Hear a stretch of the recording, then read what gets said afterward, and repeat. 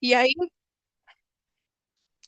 em 2021, esse estudo ele foi refeito, mas com 3.500 homens e incluíram 5 países: China, Egito, Grécia, Irã e Itália. Se a gente pegar todos esses homens dos 3.500 e colocá-los eles mais ou menos numa filinha por ordem de qualidade de sêmen, então a gente vai ter aqui, ó, o homem que tem a pior qualidade e aqui os homens que têm a melhor qualidade. E a gente enxerga que aqui nesse meio é a grande maioria dos homens. Como isso é traduzido na tabela da OMS? Dessa mesma fórmula. Dessa mesma forma, eles dividiram por centis, tá? E aí, se a gente for ver aqui nesses dois percentis, 2,5, 5 e 10, estão os homens, a pequena, né, é uma distribuição normal, então a gente tem poucos homens muito ruins, a grande maioria aqui intermediária e aqui os homens bons, tá? E no manual de 2010, eles definiram o percentil 5, que é esse primeiro valor aqui, como valor de referência mínimo de normalidade para cada um dos parâmetros. Mas em 2021, o percentil 5 deixou de ser o valor de referência e eles colocaram o que eles consideram como decision limits. O que, que isso quer dizer? Que eles dizem que cabe ao clínico avaliar e os valores de referência baseados nessa tabela que foi fornecida e ele sim tomar a decisão do que é, enfim, normal ou não. Porque se a gente for parar para pensar, um paciente com uma concentração de 15, 16 milhões, teoricamente, se a gente tivesse esse dado taxado, ele seria normal. Mas a gente sabe que um paciente com 15 é um paciente que não é um prognóstico maravilhoso. Então, o manual colocou essa informação como para o médico tomar a decisão e não ter um taxado de valor de referência. Quando que a gente suspeita aí da genética na infertilidade masculina? A investigação genética, ela não é recomendada para todos os pacientes. Então, quando o paciente tem uma azospermia não obstrutiva ou uma óligo grave, pode-se suspeitar da genética. Quando tem uma aso obstrutiva com suspeita de agenesia de vasos deferentes, também, porque é a principal causa de fibrose cística, tá? Alterações hormonais com FSH elevado, que vai sugerir aí uma falência testicular, a presença de características fenotípicas sugestivas de qualquer síndrome genética também, histórico familiar de infertilidade, abortamento de repetição, fibrose cística e falha na implantação ou abortamentos de repetição em tratamentos de reprodução assistida são causas que, quando o paciente chega ou quando isso é diagnosticado, vale a pena sim investigar a genética. Quais são as principais causas genéticas e como é feito o diagnóstico dessas principais causas genéticas de infertilidade masculina? A primeira, em disparado, é a síndrome de Klinefelter, que é o cariótipo 47XXY. Ele é a causa mais comum do hipogonadismo, tá? Então, é caracterizado por testículos pequenos, testículos firmes, azospermia, níveis elevados de FSH e uma altura elevada do paciente. A síndrome de Klinefelter, ela é facilmente diagnosticada por cariótipo. A segunda causa genética é a microdeleção do cromossomo Y. A microdeleção nada mais é do que uma perda dos segmentos no braço longo do cromossomo Y na região AZF, e ela está diretamente, essa região, relacionada à falha da espermatogênese. Então, se a deleção for em AZF A ou B, é o pior prognóstico. Então, a gente tem a síndrome de Sertoli-Cell-Only ou a parada de maturação, no caso do AZF-B. Se for em AZF-C, o prognóstico é melhor. Então, é um paciente que vai ser ou azoospermico ou óligo grave, mas é um paciente que tem um prognóstico já melhor. E o diagnóstico laboratorial com padrão ouro é o PCR hoje. Outras alterações estruturais, como translocações e inversões no cariótipo, também são causas genéticas de infertilidade. Então, nós temos translocações robertsonianas ou até translocações recíprocas que podem levar aí a má distribuição dos cromossomos na meiose, vai gerar gametas desbalanceados, vai gerar falhas na espermatogênese, pode gerar infertilidade e muitas das vezes abortamento de repetição. E outra causa é a agenesia congênita dos vasos deferentes. O diagnóstico laboratorial aqui eu coloquei como mutações do gene, porque isso daqui está diretamente ligado à fibrose cística, tá? Os homens que têm essa agenesia geralmente têm azospermia obstrutiva, têm um volume seminal bastante reduzido e o pH ácido. Era muito engraçado quando eu fazia os espermogramas, se viesse um aso com pH 7, 6,5 para 7, era batata. Então, eu coloquei aqui o diagnóstico como pesquisa de mutações, porque no geral está sempre ligado à fibrose cística. E é isso o resuminho que eu tinha para passar para vocês. Muito obrigada mais uma vez e passo a palavra. Muito obrigada, Camila. Foi uma excelente aula de anatomia, de fisiologia, de bioquímica, Obrigada, muito didática, muito bom. Aprendemos muito contigo. Então, agora obrigada. a palavra para o Dr. Daniel Zilberstein.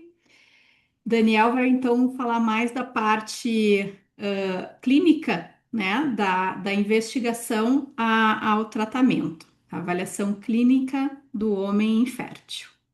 Legal. Vocês estão vendo a minha tela? Sim, sim, Tá. Bom, obrigado perfeito. pelo convite, Fernanda,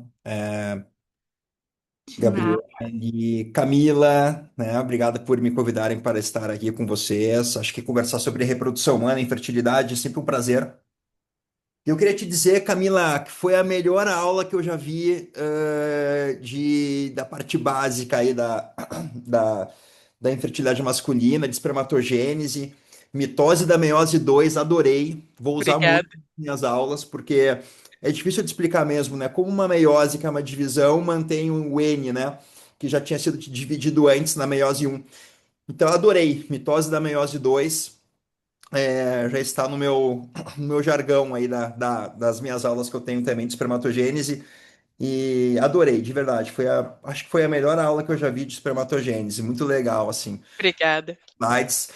E não estranhe se eu te pedir alguns slides depois. À sua Também disposição. tentar utilizar, porque olha, foi bem bacana, assim. Bom, vou falar agora sobre investigação e também o tratamento. É difícil, claro, numa aula aí de 40, 50 minutos, falar sobre absolutamente tudo de investigação e tratamento.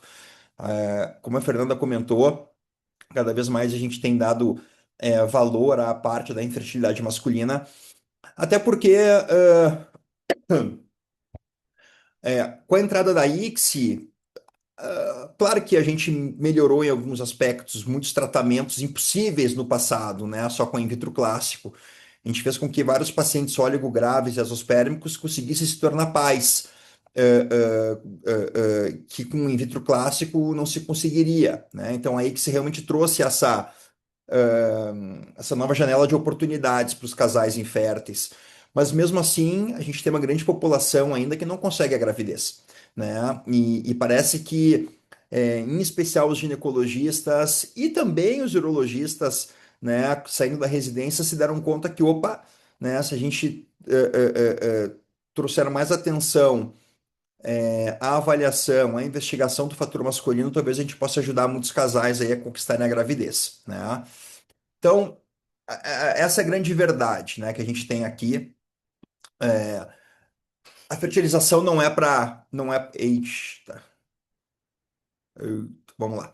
A fertilização não é para qualquer espermatozoide, não é mesmo, né? É uma luta insana até chegar ao óvulo, né? Tem muitos precalços, muitos obstáculos. A própria acidez natural, né, vaginal, o muco cervical, entrada na cérvice, um pequeníssimo orifício, né, útero tubário, e cada vez mais vai chegando menos espermatozoides, né, na tuba, tem a resposta imune, a própria qualidade intrínseca do espermatozoide relacionada aí à protaminação, à integridade do acrossoma, a atividade mitocondrial, a própria morfologia, como a Camila comentou, né? Então, tem uma série de obstáculos que faz com que realmente seja sempre um desafio, né? Chegar até o óvulo e conseguir a fertilização.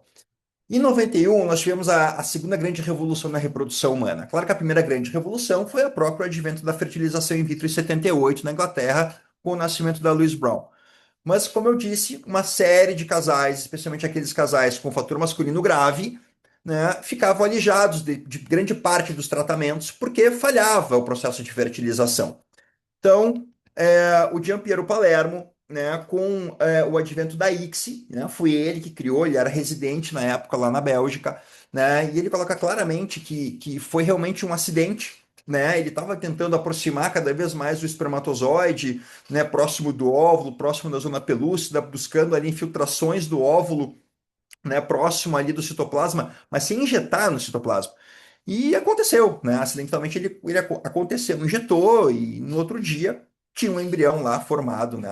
Um óvulo fertilizado e ele seguiu, né? E eles resolveram transferir, né? E gerou uma gravidez, né? Então, em 92 eles publicaram no Lancet esse report, né? Um short report sobre esse tratamento que hoje é o tratamento mais realizado na maioria das clínicas do mundo inteiro, e especialmente no nosso país, né? Nos outros países ainda se faz muito in vitro clássico, mas no Brasil nós somos realmente adeptos da técnica da ICSI. Talvez aí 90% das clínicas do país, ou até mais, façam exclusivamente essa técnica atualmente. Aí vem a questão, né? A ICSI é o suficiente para conquistar uma gravidez nos casais? E aí a gente percebe que não, né? Welcome to reality. A grande verdade é que a gente tem ainda uma grande falha na avaliação do potencial fértil do casal, né? Mais de 30% das vezes o fator masculino, né, sequer é investigado, quanto mais tratado de uma maneira adequada.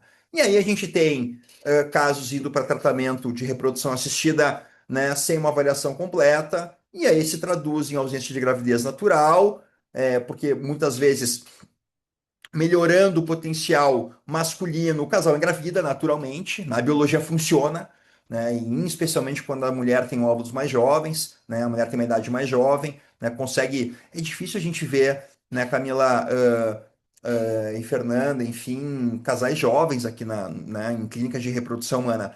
Se eu recebo aqui no meu consultório um casal aí de 25, 26, 27 anos, eu já fico apavorado.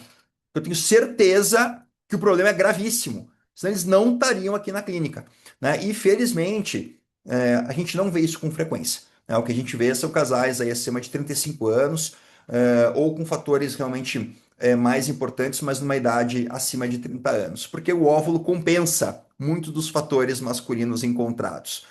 A gente tem desfechos ruins no resultado da fertilização in vitro, né? Ou seja, aumento de resultados negativos, né? Precisa transferir mais embriões para conseguir um beta positivo e uma gravidez em casa, um bebê em casa, né? Um aumento na taxa de abortamentos dos casais que engravidam de tratamento de fertilização, né?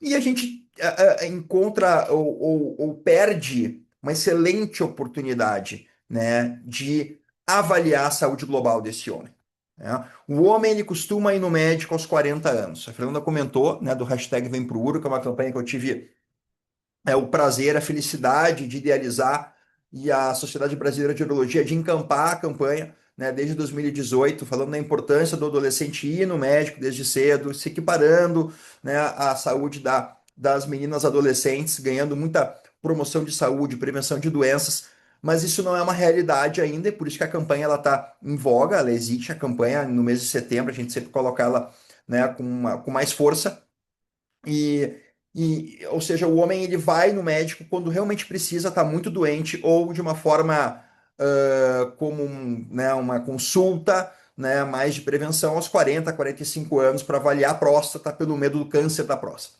né? Então, do câncer de próstata. Então, a gente perde ali uma oportunidade de avaliar esse homem mais completamente, de pedir exames, avaliar uma síndrome metabólica, avaliar se tem pressão alta, avaliar se tem uma diabetes inicial, uma resistência insulínica, avaliar doenças que possam atrapalhar não só a infertilidade, mas com uma saúde global desse homem, né? São as famosas comorbidades associadas à infertilidade que passam sem ter diagnóstico. Se a gente não avalia o homem, pede apenas um espermograma e não avalia o homem, não avalia o homem de uma forma completa, a gente perde uma excelente e única oportunidade de trazer, né, a detecção de doenças importantes e de uma forma breve que a gente pode aí acionar e evitar que essa doença se agrave no futuro.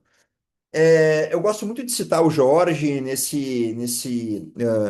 com um artigo dele, né, onde ele coloca que a gente precisa manejar melhor o homem infértil, né, exatamente como eu tenho falado, né, eu vou ler isso daqui. Patients should always have a chance to improve sperm quality with andrological treatment, which is completely feasible in competent hands, for at least 2 to 6 months before moving to IVF treatment. Então, a gente precisa trazer para o laboratório, né, melhores gametas, né? A Camila não é mágica. A Camila é uma excelente embriologista. Tenho certeza que fez um excelente trabalho na época que liderava, né, o Centro de Reprodução Humana da USP.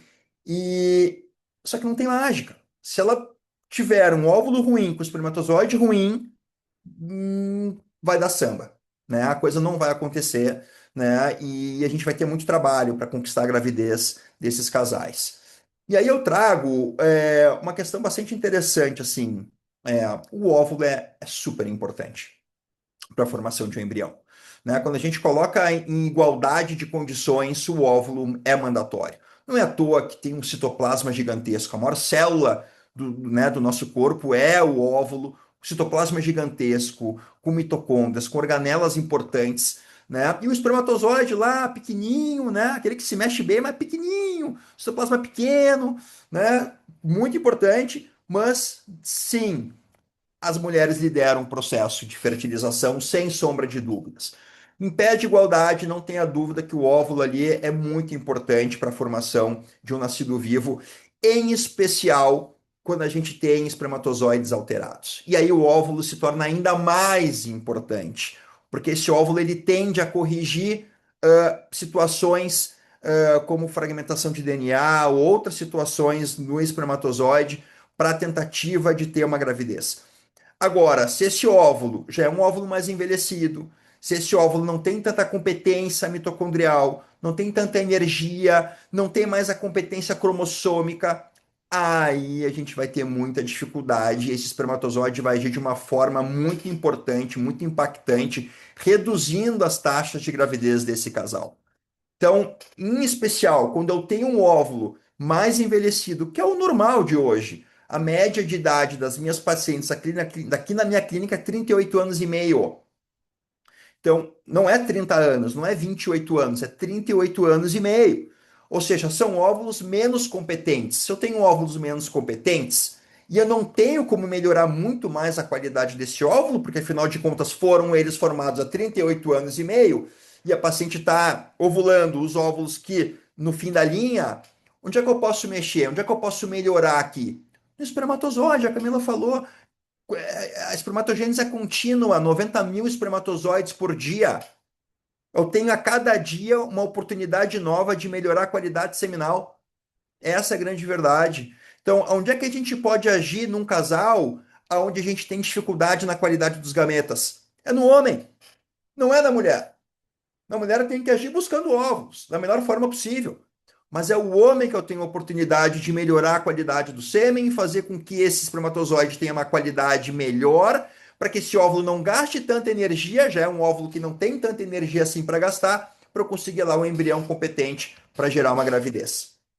Quando a gente tem um espermatozoide ruim, nós temos menor capacidade de fertilização do óvulo, nós temos prejuízo no desenvolvimento embrionário, nós temos menor taxa de implantação, nós temos maior taxa de abortamento precoce, menor taxa de nascidos vivos. E nós temos também um comprometimento da saúde da prole, que pouca gente fala. Mas se eu tenho um DNA fragmentado, se eu tenho mutações nesse espermatozoide por uma questão de envelhecimento ou por uma questão de qualidade em si, eu posso sim trazer comprometimento na saúde da prole, né? Ou por uma questão genética pura, ou até por uma questão epigenética, que cada vez mais a gente vem conversando sobre isso. Qual é a realidade atual quando nós avaliamos o potencial fértil do casal? Essa é a realidade. É o ginecologista avaliando muito bem o potencial feminino, o urologista avaliando muito bem o potencial masculino, mas com muita dificuldade de avaliar globalmente o casal. Por mais que a gente tenha visto e tenha assistido hoje nos eventos, nos congressos, uma preocupação maior com a parte da fertilidade masculina, eu acho que ainda é muito teórico. Eu acho que na prática pouca coisa mudou. E essa é uma visão muito real que eu tenho, porque eu recebo os pacientes aqui, né? E eu vejo que ainda a avaliação masculina ela está muito restringida ao espermograma e um pouco mais hoje ao espermograma com a fragmentação, com a pesquisa de fragmentação de DNA, né? Por quê? Porque ainda é cultural, ainda é muito cultural. E demora para a gente conseguir mudar coisas que são muito culturais, muito arraizadas, muito tradicionais. E lembrando, gente, lembrando que a gente tem aqui o homem, não é 50-50. O homem participa com menos causas de infertilidade do ponto de vista isolado. O homem participa com 20, quem sabe 30%, não mais do que isso. E a mulher participa lá com seus 50% das causas, de uma forma isolada. Agora, quando a gente junta um fator masculino único com os fatores masculinos mistos com a mulher, aí nós podemos colocar como um fator masculino aí em torno de 50%. Mas não de uma forma isolada, não de uma forma única masculina. Isso é importante a gente deixar bem claro. Enquanto a realidade é essa, o conceito ideal seria tanto o ginecologista quanto o urologista eles avaliarem o potencial masculino e feminino de uma maneira global. E eu coloquei de propósito o ginecologista do lado do masculino, o urologista do lado do feminino, porque, gente, quem quer trabalhar com reprodução humana tem que entender os dois lados.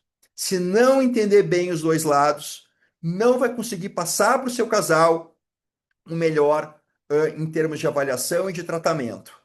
Claro que tem clínicas que trabalham com urologistas junto e que o urologista tem uma conexão forte com os ginecologistas e a coisa pode acontecer de uma maneira muito bem feita. Sim, conheço clínicas que trabalham muito bem dessa forma, mas não sempre. Não são todos os casais que passam com um urologista, por exemplo, se ele tem um espermograma considerado normal.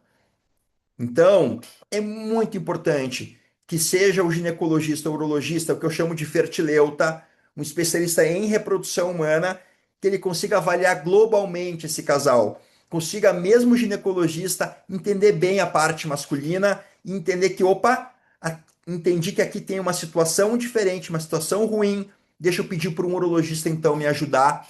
E um urologista que avalie também a parte feminina, entenda, opa, aqui tem uma situação que eu estou vendo que tem uma questão feminina importante, deixa eu pedir então para um ginecologista me ajudar. Para quem não me conhece, embora eu seja um urologista de formação, eu trabalho só com reprodução humana e eu trabalho avaliando o casal como um todo. Eu faço desde uma reversão de vasectomia até uma fertilização in vitro, sem juízo de valor e sem vieses de escolha em relação ao que eu sei fazer. Porque eu sei fazer absolutamente tudo em reprodução, e então eu consigo passar para o casal aquilo que o casal precisa para conquistar a gravidez. E isso me deixa muita vontade de trabalhar com o casal na minha clínica. Olha que interessante esse trabalho mostrando de onde é que vêm os homens avaliados por urologistas especializados em fertilidade masculina. É muito difícil eu, como urologista especializado em reprodução humana e infertilidade masculina, organicamente vir um paciente sabendo que tem infertilidade para mim. Geralmente, eles vêm pelos próprios ginecologistas que trabalham com reprodução humana. Os próprios urologistas também podem referenciar, mas num número muito menor. Olha que interessante isso. Então, os principais referenciadores para tratamento de infertilidade masculina são os ginecologistas que trabalham com reprodução humana. Por que isso? Porque o casal está nas mãos do ginecologista. 60% dos pacientes avaliados por especialistas em fertilidade masculina são encaminhados por ginecologistas e muitos deles ginecologistas que já trabalham com infertilidade masculina. Então, Como é importante um médico que trabalha com infertilidade masculina, o urologista, ter uma boa conexão com os médicos ginecologistas para a gente ter isso. E olha que interessante, o casal com infertilidade, na imensa maioria das vezes, que inicia sua jornada no ginecologista, e o fator masculino também está lá. Então, como é importante o ginecologista ter uma visão muito objetiva da infertilidade masculina, como é importante que o ginecologista saiba avaliar a parte masculina e entender até onde ele pode chegar, né, no tratamento dessa infertilidade masculina ou pedir ajuda para alguém, né, que lida melhor com a parte masculina. Esse é um slide que eu adoro, assim, um slide antigo, mas eu gosto muito de colocar nas minhas apresentações, eu uso muito, porque eu consigo resumir num único slide os mais diversos fatores de agravo à fertilidade do potencial do homem reprodutivo que inicia lá durante a gestação, né? Então a gente tem na gestação, né, fatores de agravo que já podem prejudicar ali, né, o potencial inato de produção de espermatozoides que vai acontecer depois do início da puberdade.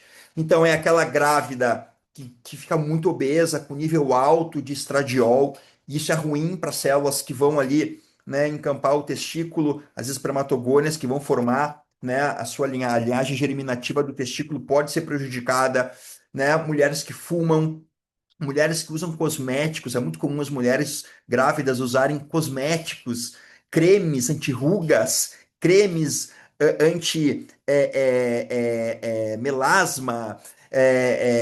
E o que são os cremes? Os cremes são disruptores endócrinos, gente. Pura química entrando em circulação pela pele, que absorve rapidamente tudo isso e vai entrar na circulação e pode atingir ali, né, o embrião que está em desenvolvimento. Mulheres que, enfim, vivem em cidades super poluídas, né, as grandes megalópolis, São Paulo, Cidade do México, Tóquio, não sei muito, Rio de Janeiro, Porto Alegre, Minas Gerais, Belo Horizonte, cidades grandes que são poluídas, e também as cidades pequenas do interior que têm uma cultura de agricultura muito grande e que também acabam se contaminando com pesticidas, com poluentes orgânicos, né? Alimentos, né? As mulheres que decidem, não, vou me alimentar agora apenas de frutas e verduras, que são riquíssimos em poluentes, são riquíssimos em pesticidas, em agrotóxicos. Então, como é importante, eventualmente, durante a gestação, evitar a ingestão de alimentos ricos em agrotóxicos e procurar se alimentar com alimentos orgânicos. Essa é uma preocupação que a gente precisa ter, porque tudo isso não é mais modificável. Se a grávida entra em contato com todas essas substâncias, não tem mais modificação. Entrou, pode ter o prejuízo, mas a gente pode prevenir com uma boa consulta, né, obstétrica, perinatal, pré-natal. E aí, essa criança ela nasce, e aí ela fica o testículo quiescente, mas vai entrar em ebulição na adolescência, e aí sim o adolescente, né, ele acaba entrando confrontando os mais variados fatores de agravo. Aí vem a varicocele, que a Camila comentou, né? Tem o experimento de drogas, de cigarro, do álcool, né? Aquele adolescente que acaba ficando sedentário e fica obeso, né? A gente tem a situação das vacinas, né? Não usou a vacina correta, aí teve uma cachumba, aí teve uma orquite pós-cachumba. Então, são fatores que eles, além de serem modificáveis, eles também são preveníveis. Modificáveis, a varicocele, uma detecção precoce, a gente consegue modificar, né, a evolução natural de uma doença que pode levar à infertilidade, a principal causa de infertilidade masculina. Né? Preveníveis, as vacinas. Como é importante uma consulta nessa fase da vida, como eu comentei, promoção de saúde, prevenção de doenças, e isso pode sim gerar ali um adulto com uma saúde reprodutiva melhor. Os mais diversos fatores que afetam a espermatogênese, acabei de falar para vocês, né? E o mecanismo básico é o estresse oxidativo. Se tiver algum mecanismo básico mais importante para explicar a infertilidade masculina, é o tal do estresse oxidativo, são os radicais livres que em algum momento deixam de ser combatidos pelos sistemas antioxidantes, e aí a gente tem, né, um prejuízo enorme, tanto nas alterações quantitativas, redução da espermatogênese em si, diminuição da concentração, diminuição da motilidade, diminuição da morfologia, mas a gente também tem as alterações que nós chamamos de funcionais, o aumento da fragmentação de DNA, uma redução na atividade mitocondrial, uma diminuição na atividade do acrossoma. Então, não é apenas uma questão quantitativa, mas também é uma questão qualitativa. E aí nós entramos nos fatores ambientais, que estão aqui entre todos nós. É a água que a gente bebe, o ar que nós respiramos, os alimentos ricos em pesticidas, como comentei, fertilizantes agrícolas, tóxicos, né? Nós temos aí 2,4 bilhões de pessoas expostas a níveis prejudiciais e 99% da população mundial respira poluentes acima do permitido pela OMS. E aí a gente precisa falar sobre disruptores endócrinos e a própria toxicidade direta dos mais diferentes substâncias químicas que a gente se coloca em contato de forma praticamente que diária. E aí vem a grande questão: como a gente avalia a qualidade seminal desses homens e como é que a gente consegue aferir o potencial reprodutivo? A gente precisa, obviamente, de uma anamnese, parte básica de qualquer atividade médica, exame físico bem feito, outra parte básica e um espermograma. Com isso, a gente tem aí 90% dos diagnósticos que a gente precisa fazer. Mas a gente pode também pedir exames subsidiários, como ultrassom de bolsa testicular, perfil hormonal, exames genéticos e provas funcionais do sêmen. História pregressa, saber, né, antecedentes perinatais, se teve criptorquidia, né, se teve, né, enfim, se operou o testículo por tumor, cirurgias prévias, né, e aí eu tô falando cirurgias prostáticas, enfim, cirurgia de hernia inguinal, né, na infância, né, logo ao nascimento, né, que também pode lesar ali o deferente, porque a cirurgia é muito delicada. História médica atual, saber se tem pressão alta, se tem diabetes, se tem algum diagnóstico oncológico, uso de medicamentos, drogas, cigarro, tabagismo, se já usou anabolizantes, né, história cirúrgica, como eu comentei, né, especialmente aí cirurgias relacionadas que podem prejudicar a ejaculação, por exemplo, como cirurgias de reto peritônio, ressecções transuretrais de próstata, etc. A história de fertilidade, se já engravidou uma vez, se nunca engravidou, se é fertilidade, se é uma infertilidade primária, se é secundária. História sexual, né? Saber de ereção, de ejaculação, frequência sexual, se usa lubrificante, algum outro, alguma outra substância, né, durante a penetração. Lembrando que todos os lubrificantes são, seja à base de água ou à base de petróleo, são tóxicos para os espermatozoides. Mesmo aqueles lubrificantes chamados sperm friendly, não são talvez tão sperm friendly assim, tem que ficar muito atento a isso. História ocupacional, né? Se ele trabalha sentado, se é motorista, se trabalha com produtos tóxicos, com radiação ionizante, metais pesados, e etc, etc. Então, esse é um exame físico, sempre numa temperatura adequada, evitar fazer em uma sala muito quente, ou muito gelada, porque a gente não consegue ver, né, esse exame aí, que é o exame de varicocele. Claro que essa é uma varicocele grau 13, super escrachada, mas é um ótimo vídeo que eu fiz no paciente meu para realmente mostrar como se deve avaliar uma varicocele, e entender se os testículos são firmes ou se são amolecidos, o volume testicular, se os epidídimos estão ectasiados, se apenas tem a cabecinha do epidídimo, se falta o corpo, se os deferentes estão presentes, se tem alguma ausência de deferente, nódulos, especial em vasectomia, né? E também avaliar toda a parte da região subinguinal, inguinal, pênis, saber se tem fimose, hipospádia, alguma doença sexualmente transmissível, HPV é muito comum, então sempre ficar de olho em situações. Precisa falar sobre varicocele, não tem jeito, é a principal causa disparada de infertilidade masculina. 20% dos adolescentes se enfrentarão infertilidade no futuro, ou seja, de cada 100 adolescentes ou adultos jovens com varicocele importante, grau 2 ou 3, né, de cada 100, 20, se não tratarem, vão ter infertilidade no futuro por conta dessa doença, né, responsável por 40% dos casos de infertilidade primária, ou seja, aqueles homens que nunca engravidaram, e responsável por 80% dos casos de infertilidade secundária, ou seja, engravidou uma vez a esposa, e não consegue engravidar para ter o segundo ou terceiro filho. Isso é batata, gente. Chegou no consultório, um casal que já tem filho e não consegue engravidar de novo, duas grandes questões. Uma é a idade feminina, que pode estar mais avançada e ter a dificuldade, e a segunda é a varicocele, e muito comumente os dois de uma forma simultânea. Então, se tiver que lembrar de alguma coisa, é a principal causa de infertilidade tratável existente no homem, e ser diagnosticado, fizer uma detecção precoce lá na adolescência, a gente consegue evitar uma infertilidade lá no futuro. Então, como eu comentei, o exame físico, esse sou eu mesmo, com mais cabelo apenas, há uns bons anos atrás. Esse é um adolescente examinando no ambulatório de adolescentes, do tempo que eu trabalhei na Escola Paulista de Medicina, na Unifesp, fiquei lá 10 anos como preceptor médico da residência, e além disso, nós tínhamos um ambulatório, existe esse ambulatório ainda, destinado à pesquisa, né, ligado aos adolescentes, e aí a gente então avalia se o adolescente tem ou não tem varicocele, e ele pode entrar em algum protocolo de pesquisa. Mas aí vem a pergunta: eu não sou urologista, eu não tenho experiência na avaliação da bolsa testicular, e aí, como é que eu faço para diagnosticar se tem ou não tem varicocele? Bom, gente, é claro que o ideal sempre é fazer o exame físico, sempre.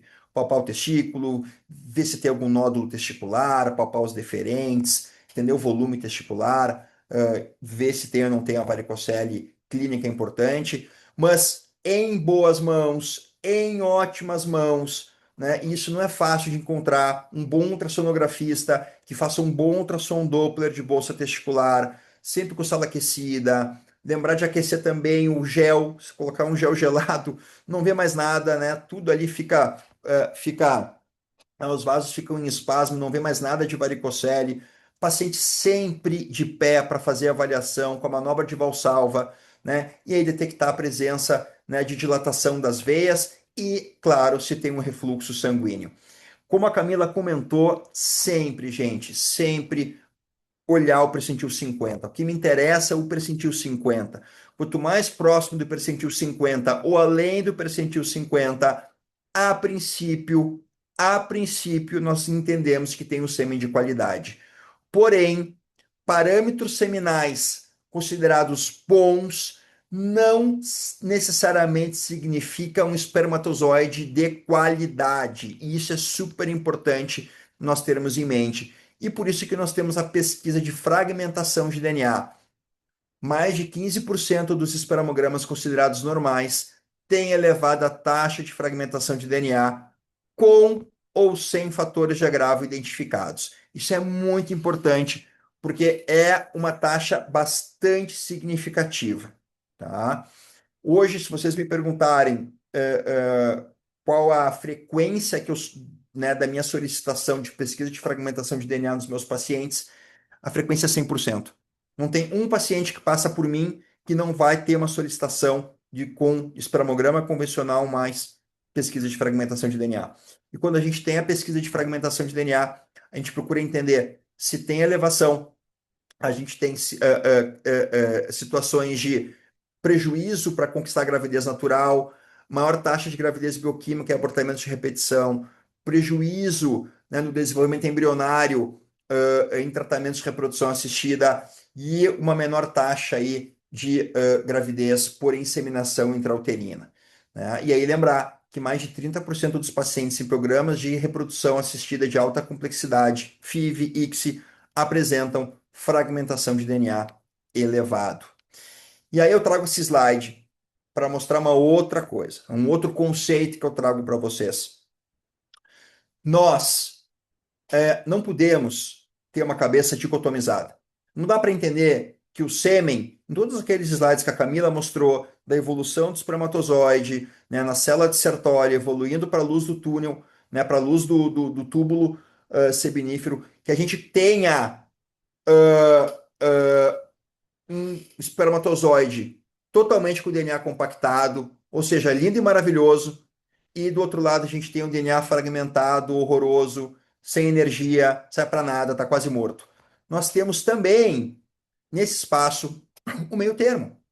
É uma evolução. O DNA não é compactado ou totalmente fragmentado, ele existe uma evolução até chegar a um DNA tão fragmentado que vai levar à morte celular. Nós temos, por exemplo, inúmeros marcadores de apoptose, caspases, fosfatidilcerina, outros marcadores de apoptose que estão lá marcando a membrana plasmática do espermatozoide.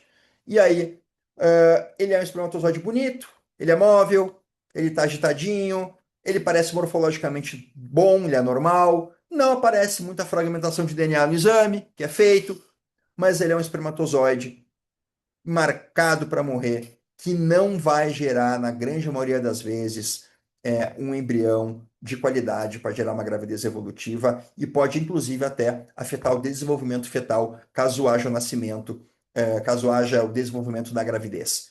Tá? Então, muita atenção. Evitem ter uma visão dicotomizada da qualidade seminal. Nem tanto ao céu, nem tanto à terra. Existe um meio, e esse meio, infelizmente, a gente não consegue observar. E aí cabe ao médico ter o entendimento de que se esse homem tem diversos fatores de agravo, mas que não apresenta uma alteração seminal compatível com esses fatores de agravo, mesmo assim, é muito interessante que se consiga tratar esses fatores de agravo, melhorar a qualidade de vida desse homem, para que a gente consiga aí ou conquistar uma gravidez natural ou ter melhores taxas de gravidez em tratamento de reprodução assistida.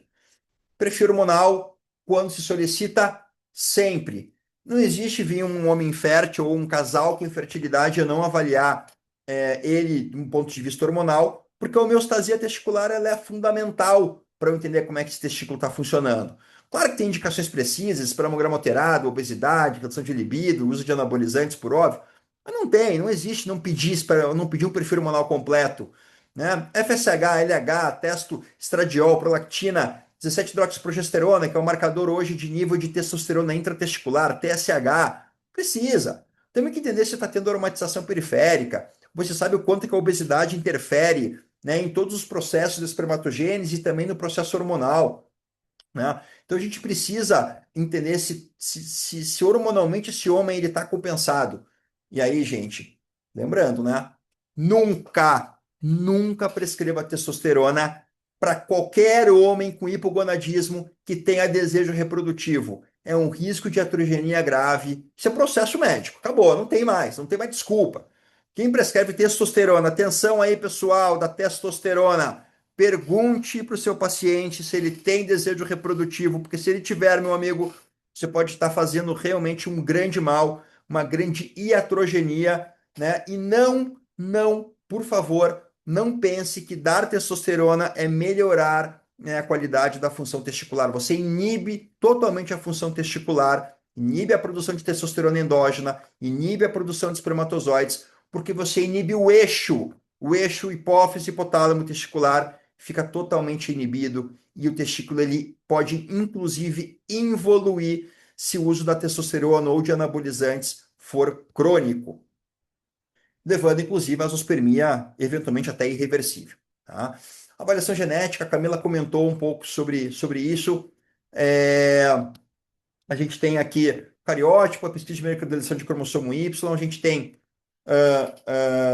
tem isso como padrão, em especial quando a gente tem menos de 5 milhões de espermatozoides por ml, abortamento de repetição, falha de implantação embrionária e nascido vivo, obviamente, com síndrome genéticas. Gente, não existe hoje a gente avaliar um casal e esse casal não sair com cariótipo. Microdeleção de cromossomo Y é outra coisa. Você tem que pedir realmente quando existe uma oligosospermia grave. Menos de 5 milhões, a gente já pode pedir, ou menos de 1 milhão, você pode pedir. Obviamente, a zoospermia sempre.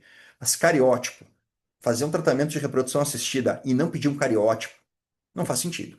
Até porque hoje, lembra, a gente pede sempre, ou na grande maioria das vezes, muitos pacientes pedem aí uma avaliação genética dos embriões. Como eu vou ter uma avaliação genética dos embriões se eu não sei o cariótipo desse casal? Se eu tenho uma translocação, se eu tenho uma inversão, e aí, como é que a gente faz? Então, como a Camila comentou, o Klinefelter é super frequente, aí 1 para 600, né? Tem médicos que falam que tem alguns médicos que dizem assim, existe o Klinefelter entre nós, né? Às vezes, fenotipicamente, a gente não consegue perceber, mas ele existe entre nós porque é muito frequente, tá? Obviamente, translocações equilibradas, a avaliação genética é obrigatória, né? E às vezes é um grande desafio a gente conseguir um embrião com, uma avaliação genética normal, né? Microdeleção de cromossomo Y, a Camila comentou, né? A gente tem as três zonas, A, B e C, e a zona que nos interessa, se tiver microdeletada, é a zona C. A zona C a gente consegue ainda encontrar espermatozoides, né? E aí a gente precisa entender, o único fator prognóstico para encontrar espermatozoides ainda hoje é a microdeleção de cromossomo Y. Porque se eu tenho microdeleção de cromossomo Y na zona C, eu estou autorizado, inclusive, a buscar espermatozoides nesse testículo e eu posso encontrar. Agora, se eu tiver deleção de zona A e B, ou B isolada, ou A isolada, a chance de encontrar espermatozoides é anedótica. Então, eu já posso, inclusive, encaminhar esse paciente para fazer um tratamento com o banco de sêmen, seja com inseminação ou uma reprodução com técnica da ICSI. Tá? Então, o único fator prognóstico hoje para encontrar espermatozoides não é FSH, não é testosterona, não é volume testicular, né? É a microdeleção de cromossomo Y, e conforme a Camila mostrou para vocês, né? Quanto melhor for o padrão histológico testicular, quanto mais próximo for de uma hipoespermatogênese, maior a chance que eu tenho também de encontrar. Mas aí a gente tem uma biópsia testicular, né? Nós não estamos falando de avaliações invasivas, mas sim de avaliações clínicas laboratoriais. Nós temos os novos painéis de infertilidade masculina por NGS, que vem aparecendo nos últimos 5 anos.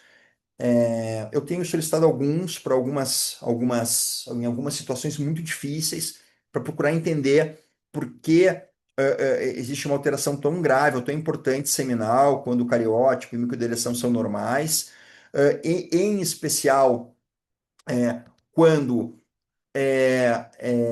eu tenho um tratamento, um paciente óligo, por exemplo, que a gente entende que, ok, a gente tem um sêmen muito ruim, mas vamos fazer um in vitro e esperar que a gente consiga ter os embriões. Afinal de contas, o in vitro nasceu para isso, né? Para ajudar os homens óligo-graves a formar os embriões e conquistarem a gravidez.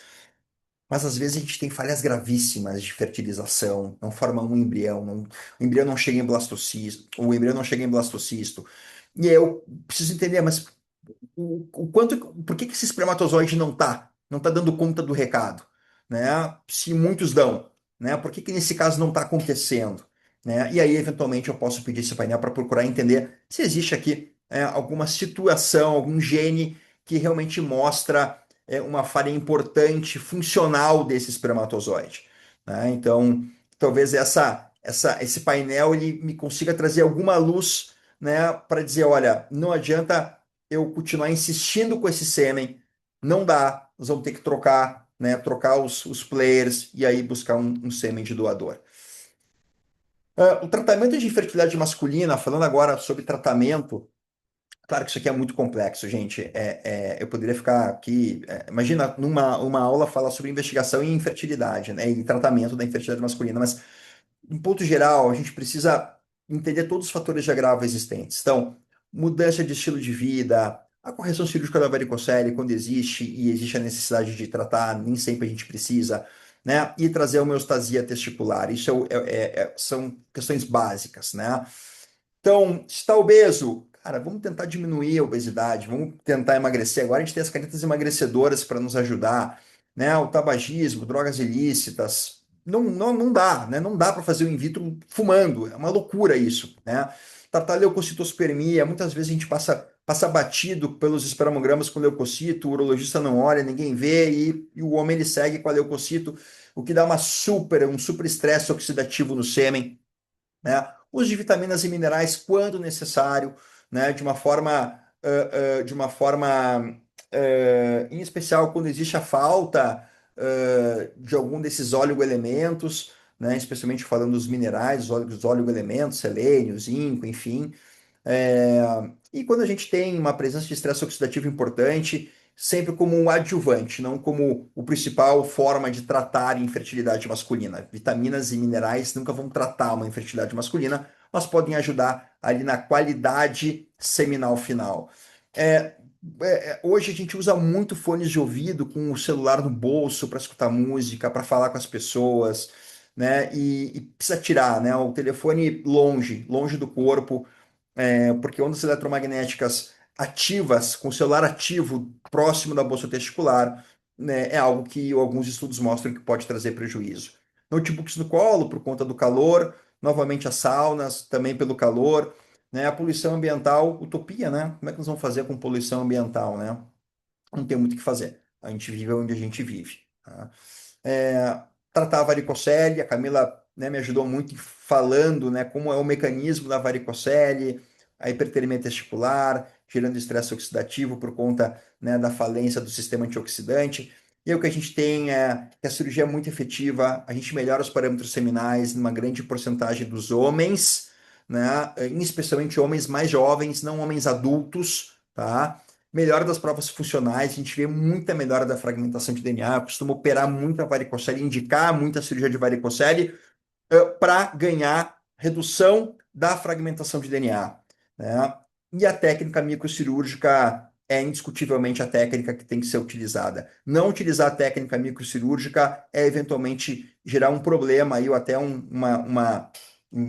prejuízo para a qualidade seminal, porque pode lesar a artéria, e se lesar a artéria, especialmente a artéria testicular, né, o dano não é pequeno.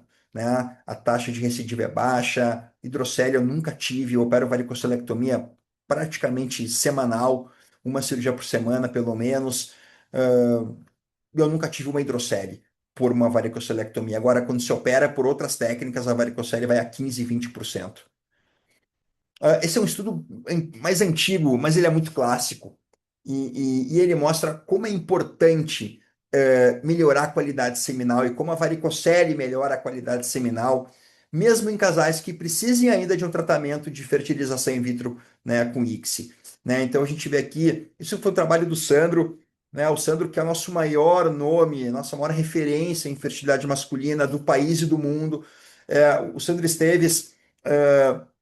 Ele é a pessoa hoje que mais representa a nossa reprodução humana, né, no mundo. Né, a gente tem muito orgulho de tê-lo aqui, né, brasileiro, fazendo muita pesquisa, trazendo muita informação nova para todos nós que trabalhamos com infertilidade masculina. Né, então, o Sandro realmente é uma referência mundial, né, em infertilidade masculina e feminina. E ele mostra claramente aqui, né, que a gente tem aqueles que operaram, fizeram tratamento pós-cirurgia de varicocele, engravidaram mais clinicamente e tiveram mais bebês em casa. Né? O Pascoaloto, ele não viu muito isso, né? Ele realmente não mostrou muitos efeitos benéficos, mas esses outros dois autores mostraram efeitos inequívocos. Como é importante operar varicocele antes de uma fertilização in vitro, como melhora a taxa de gravidez, né? Incluindo aqui uma redução significativa, ou quase que significativa, né, das taxas de gravidez, das taxas de abortamento. Hoje, a gente tem estudos mais robustos mostrando o quanto a fragmentação de DNA ela está relacionada ao abortamento precoce de gestações. Então, a gente sabe que reduzindo a taxa de fragmentação, a gente consegue ter uma gravidez evolutiva até o final com mais facilidade. E o grupo do Sandro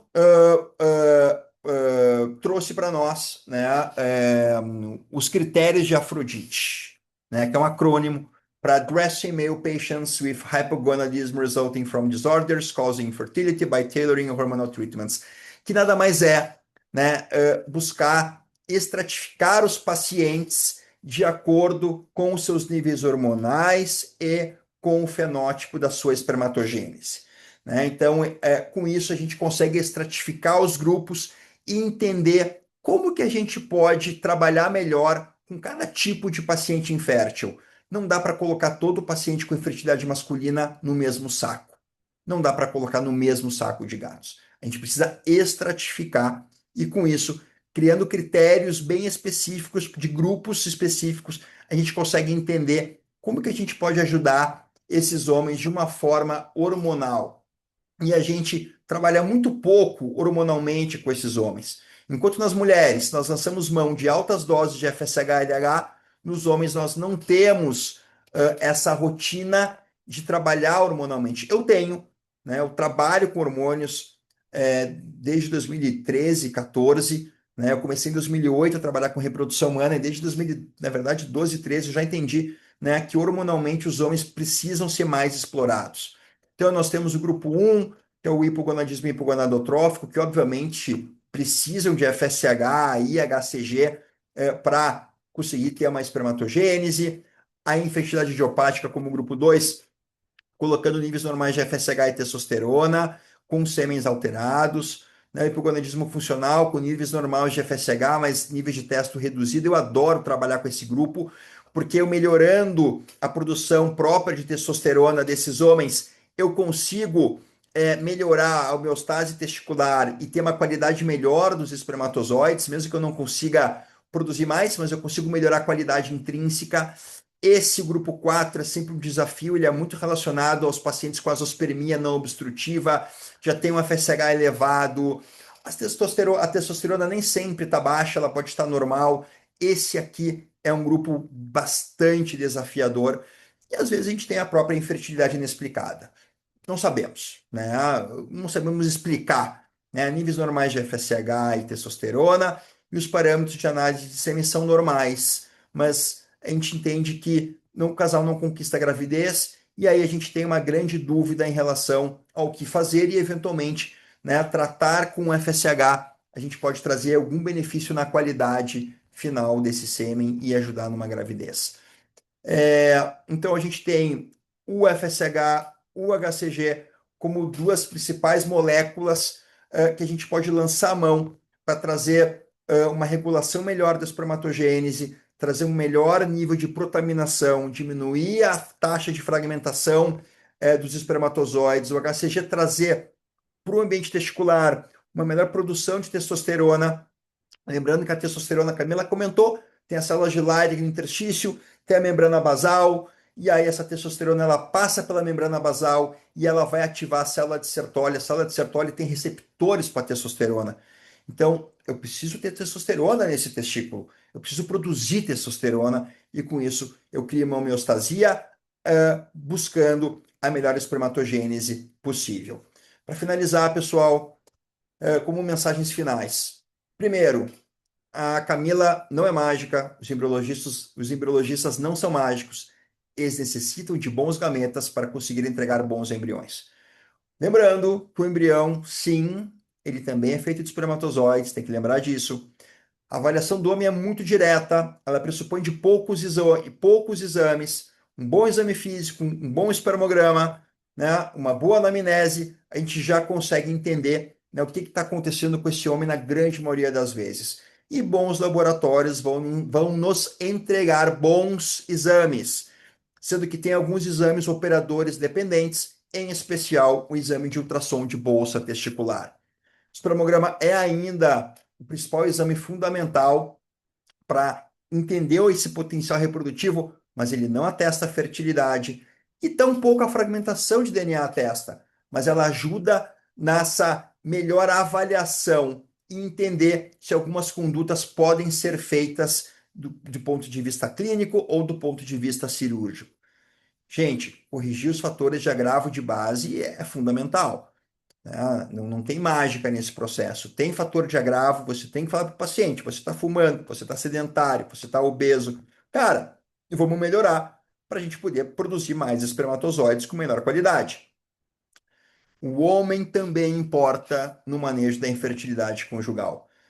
Ainda é para mim, no que eu vejo, ainda é uma frase muito teórica, que está aparecendo com mais relevância nos eventos de reprodução humana, com mais frequência, mas ainda como uma frase e não verdadeiramente como um conceito, uma atitude real dentro dos consultórios, em especial dos consultórios das clínicas de reprodução humana.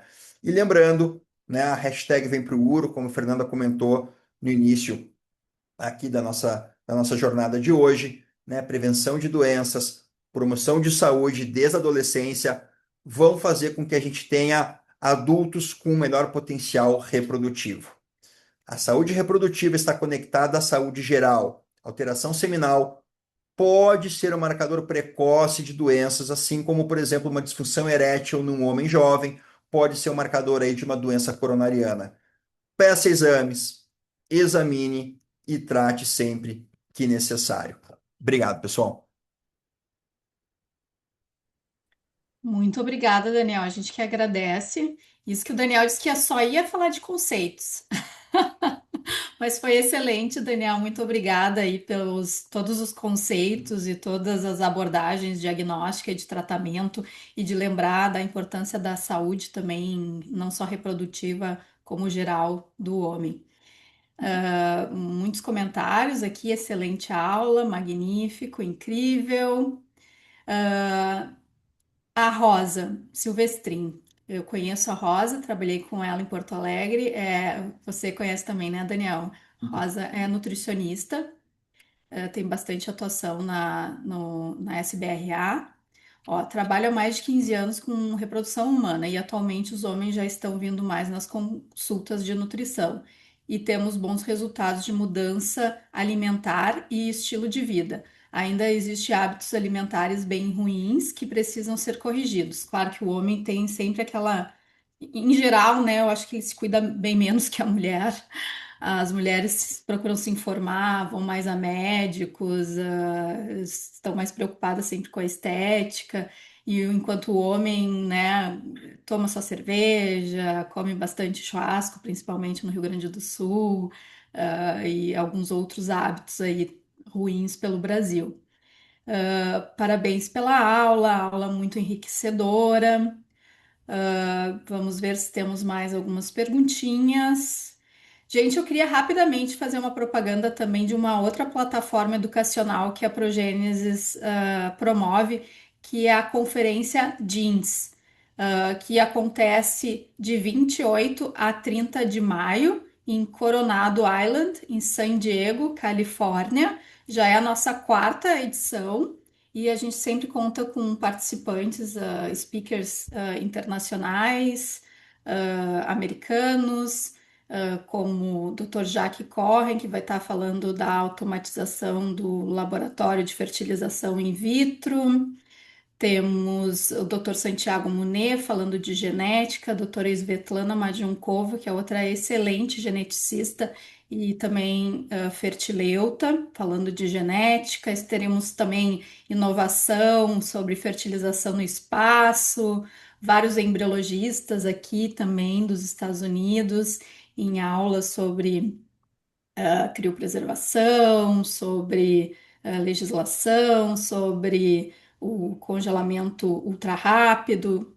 É um excelente congresso em que a gente reúne geneticistas, embriologistas, médicos por 3 dias e todo mundo gosta muito porque é um congresso relativamente pequeno, de aproximadamente 150 pessoas, e que os participantes têm muito contato com os speakers. Então, é uma boa oportunidade de networking e de trocar conhecimento. Recomendo bastante. A gente tem também a Noite do Iate, que todo mundo adora e elogia, e é um bom momento aí para trocar ideia com os speakers. Vamos ver o que mais. Boa noite, que aula incrível. A apresentação, os slides estarão disponíveis para revisão. Adorei a abordagem do conteúdo. Sim, amanhã essa aula estará na plataforma do YouTube Progênesis Academy. Recomendo que todo mundo nos siga, curta nossos vídeos, assistam esses e outros vídeos. Tá? A partir de amanhã, essa aula já estará lá na plataforma. A Thalita, existem evidências científicas sobre as canetas de emagrecimento afetarem a fertilidade masculina em termos de espermograma, testosterona e função reprodutiva? É, então, a gente tem poucos estudos ainda sobre isso. A gente também tem poucos estudos sobre bariátrica, né? Tem duas questões aqui. Quando a gente acaba utilizando essas canetas emagrecedoras, ou, vamos lá, falando sobre cirurgia bariátrica, a gente entra num catabolismo gigantesco. Canetas emagrecedoras, dependendo do uso, o paciente perde 4, 5 quilos no mês. É insano. não tem organismo que aguente perder 4, 5 quilos por mês. Então, o organismo ele entra num stand-by. O organismo não sabe que você está utilizando uma caneta emagrecedora. O que que ele entende? Ele entende, opa, tá faltando comida. Que para perder peso, né? Deixou de entrar comida, deixou de entrar calorias, entrou num déficit calórico e o organismo não sabe que você está utilizando uma caneta emagrecedora. Quando isso acontece, o organismo ele se defende. Como é que ele se defende? Buscando botar energia para onde que interessa, para survival, né? É modo de sobrevivência. O sangue vai para onde? Coração, cérebro e rim. É isso. O resto que se dane. Coitado do testículo, então, né? Que está lá para produzir mais vida. Se o homem não consegue nem segurar a própria vida, porque entrou no estado ali, né, de pânico, porque está faltando energia, como é que o testículo vai trabalhar? Né? Então, a gente percebe que num processo de emagrecimento importante, a gente muitas vezes tem uma queda grave de produção de espermatozoides e, eventualmente, se não tem uma queda de produção de parâmetros seminais em si, a gente vê um aumento importante de fragmentação de DNA. Né? Ou seja, o testículo ele não é a prioridade do organismo. E a gente vê claramente isso em alguns casos. Não vem em todos, mas vem em alguns casos. E a gente precisa estar muito atento a isso. Então, quando a gente usa canetas emagrecedoras, porque a gente entende que vai ter um benefício logo ali na frente, o ideal é usar, perder peso, para de usar, equilibra, entra a homeostasia de novo, o organismo entende, opa, voltou aqui a entrar comida, voltou aqui a estabelecer né, uma energia aqui equilibrada, e aí o organismo ele volta a trabalhar como um todo.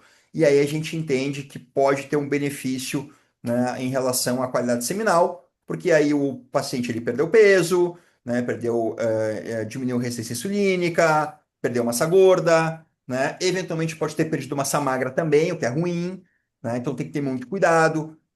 Mas eventualmente a gente tem sim aí ganhos bacanas, né, porque diminui o estresse térmico testicular pela obesidade, uma série de coisas boas.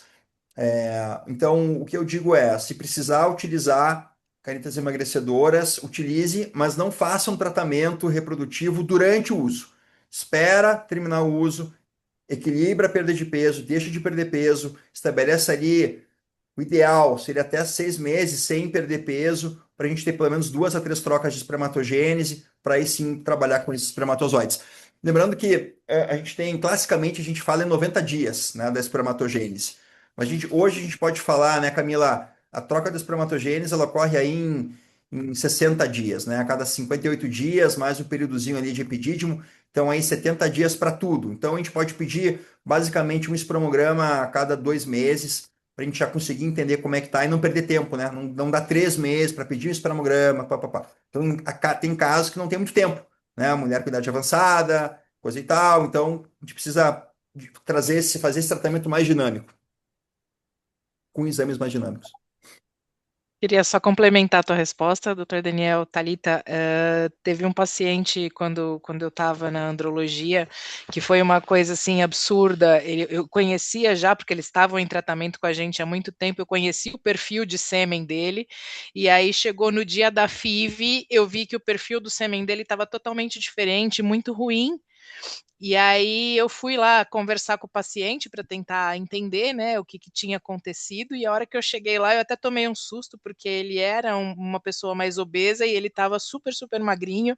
Daí eu falei: "Nossa, que aconteceu, né?" Ele falou: "Estou usando o Ozempic, estou usando a caneta emagrecedora, e eu perdi 25 quilos em, sei lá, 3 meses, 4 meses."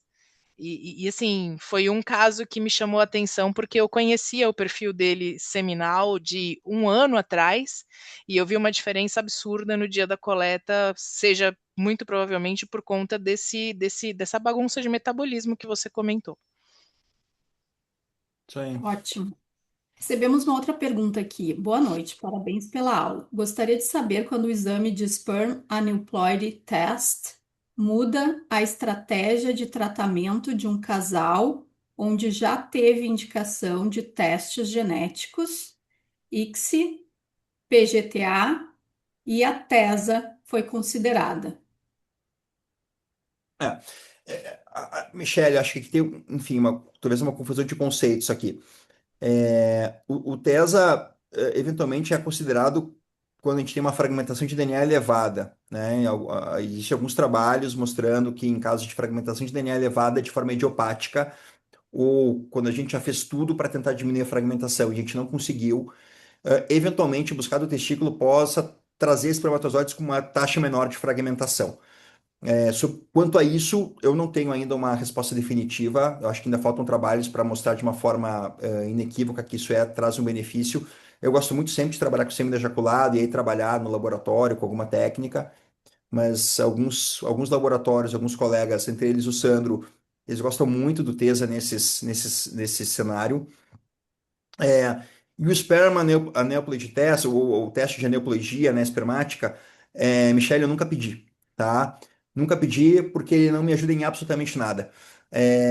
Mesmo que haja um desequilíbrio, um desbalanço, né, de aneuploidia aí, quer dizer, né, que pode acontecer, não tem o que fazer, né? Porque no momento que eu faço o diagnóstico, eu mato o espermatozoide. Então, é apenas um teste que pode, eventualmente, mostrar o porquê que o casal está tendo tantos casos, por exemplo, de aneuploidia embrionária, né? E aí né, de repente, sei lá, a esposa, a parceira não é tão, né, tem uma idade boa ainda, enfim, e a gente não consegue entender por que tem tanta aneuploidia embrionária. E aí, eventualmente, o esperma aneuploide test pode mostrar do lado masculino algum desequilíbrio, algum desbalanço. Gente, eu nunca vi, tá? Nunca pedi esse teste porque ele não, no meu raciocínio clínico, ele não me ajuda em absolutamente nada, ao casal conquistar a gravidez. Recentemente, estava conversando com o Sandro sobre esse teste, porque ele estava com um caso difícil na clínica, por conta disso mesmo, de embriões persistentemente alterados, eram mais de 30 embriões, todos alterados, né, o cariótipo normal do casal e todos os embriões alterados. E falou: não, então acho que eu vou pedir um teste de aneuploidia para ver se a questão aqui não é do homem, porque a parte feminina ela não é tão velha assim, né, tão experiente assim para ter tanta alteração no óvulo, que explique tudo isso. E aí eu nem sei, não sei como é que foi. Eu falei com ele faz umas 2 semanas sobre isso. Então, não acho que a mudança de estratégia, se aparecer um desequilíbrio importante, bom, talvez seja trabalhar com banco de sêmen, né? Talvez essa seja a estratégia, porque não existe nada que a gente possa oferecer. Ótimo. Outra perguntinha aqui da Jaqueline. Boa noite. Existe uma evidência de que homens que trabalham com agrotóxicos tendem a ter uma baixa qualidade seminal? Tem trabalhos que mostram isso, com poluição também. é, Tudo que for, né, algo contaminante, a gente pode ter sim efeitos tóxicos, com menor produção de espermatozoides e também efeitos mutagênicos, né? Então, sim, né? E tem trabalhos clássicos aí com ratos na poluição aqui de São Paulo, até do Jorge, que eu coloquei no slide dele, né? Um estágio aí, um estudo num dos túneis aqui de São Paulo, mostrando que a Uhum. poluição realmente, né? Bom, a Camila fez parte desse estudo, né?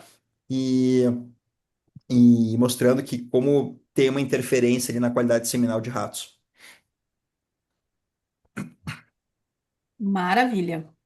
Gente, nós já estamos a 1 hora e quase 40 minutos de webinar, então vamos encerrar por aqui, né, para todo mundo poder descansar, jantar e não temos mais perguntas, então acho que já está de bom tamanho, de excelente tamanho. Muito obrigada, doutor Daniel, muito obrigada, doutora Camila, e até a próxima. Vocês Obrigado, querem pessoal. Foi um prazer aí participar. emitir aí as últimas frases para o pessoal agradecer? Queria só agradecer mesmo a Pergunta? oportunidade, agradecer a doutora Fernanda, doutor Daniel, foi uma honra poder estar ao seu lado na noite de hoje. Obrigada mais uma vez. Eu que agradeço, foi uma honra. A honra foi minha, Camila. A gente é parceiro aí de algumas bancas de defesa de dissertação, aí, de teses. E, e sempre é um prazer, eu comecei falando isso, né? Sempre um prazer falar sobre reprodução humana, sobre avaliação da infertilidade masculina. Obrigado pela oportunidade e boa noite a todos. Boa noite. Obrigada pela audiência aí, obrigada por dividir o tempo e conhecimento de vocês. Tudo de bom. Tchau, tchau. Tchau, tchau.